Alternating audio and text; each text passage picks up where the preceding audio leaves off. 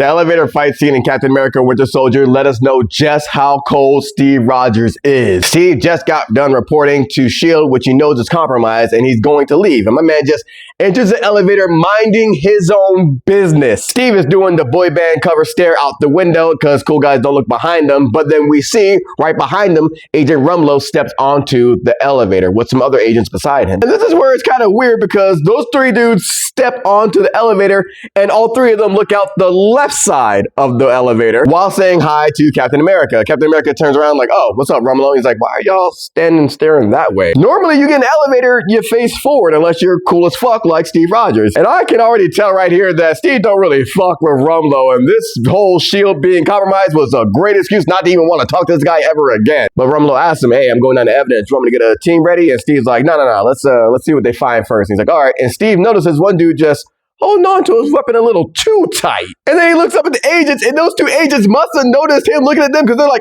I'm just gonna look this other way. The elevator makes another stop, and four more dudes come in. These guys look like accountants, like pencil pushers. Steve's looking like, I ain't ever been in an elevator with this many people before. What is this about? Rumlow then makes conversation again, like, yo, sorry about what happened to Fury. It's messed up, yo. And Steve's like, oh God, why is this guy talking to me? Like, yeah, thank you. That is messed up. And he's still looking around like, some don't feel right. And not just because he's been listening to that song from The Roots as he's been working his way through the 90s music collection. He stares to his left and sees one admin dude just sweating profusely. Steve's looking at him like, I know I'm me and my aura goes crazy, but why is he sweating like that? Then the elevator stops again and these three big-ass linebackers step onto it. And as soon as the linebacker turns around and Steve sees his haircut, he goes, okay, I know what this shit is. All right. Steve Rogers is surrounded, outnumbered, and foul-out boys playing on the PA system because, baby, we're going down. But he's going down swinging, letting everybody know beforehand. Knowing all this and the situation, Steve Rogers says out loud before we get started, does anybody want to get out? Because ain't gonna be no timeouts, ain't gonna be no breaks. He said that shit and looked around the room too, and it is quiet. And I know one dude wanted to be like, hey, I'm not even involved in this. I'm going to the cafeteria. If I could just, excuse me, if I could just. But the offensive lineman gets it popping by getting that stun baton ready, turns around trying to jab Steve. Steve deflects him, but the numbers game gets to him quickly as they wrap him up and try to get him back against the wall. Big boy got Steve Rogers in a rear naked choke. Steve's arms are up, and then in the coolest thing I ever seen, the dudes with their briefcases drop the briefcase and you see the handle is actually cuffs,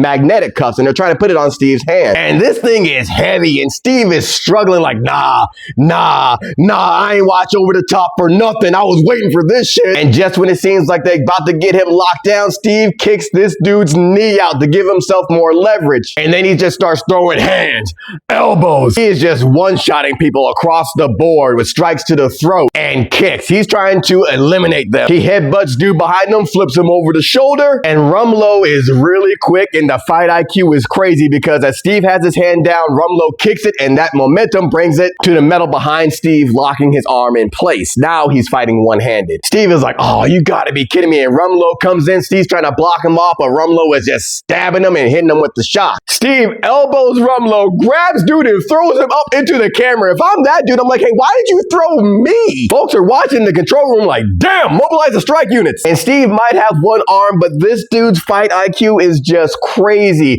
Redirects one dude's strike baton into another dude, shocking him. Hits dude with his free hand, does a Jean-Claude Van Damme split kick to nail two dudes. Catches one dude's punch, throws his hand back. Roundhouse kicks this man in the face. He got it looking like Bloodsport out here as he then gets up and pulls the cuff off of the metal wall with everything he has and backflips off it onto his feet. This man wild. Elbows Rumlow and just takes it to this next dude. He just grabs him and throws him in the most awkward position against the wall. Rumlow gets up, sees that and is like, damn. Rumlow then tells Cap, whoa, chill. I just want you to know, shit ain't personal. And then he goes right at him. Steve dodges the first swing, goes up top to block the next one, gets jabbed in the stomach and electrocuted. He throws away Rumlow's hands, goes for a punch. Rumlow weaves that shit, throws his hand up again, gets electrocuted in the stomach again. Rumlow is digging that electric baton in, and Steve is just like, you know what?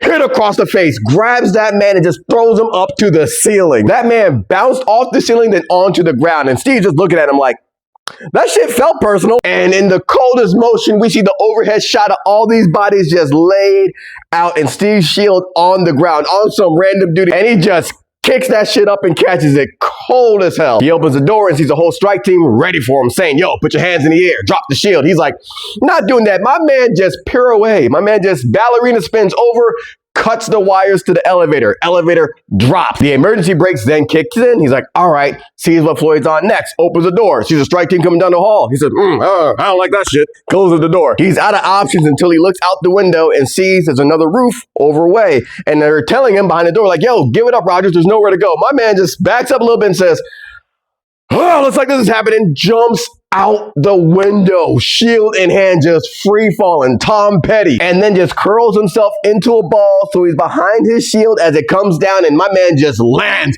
hard, big thud, and everybody's in the lobby like, yo, the fuck? Is that Steve Rogers? And we see Steve just on the ground like, cold. Top 10 espionage moments of all time. Even with the super soldier serum in you, that takes a lot to jump from that height. Yeah, the shield's gonna absorb the impact, but I don't know how much of that impact it's absorbing. One of my favorite MCU moments.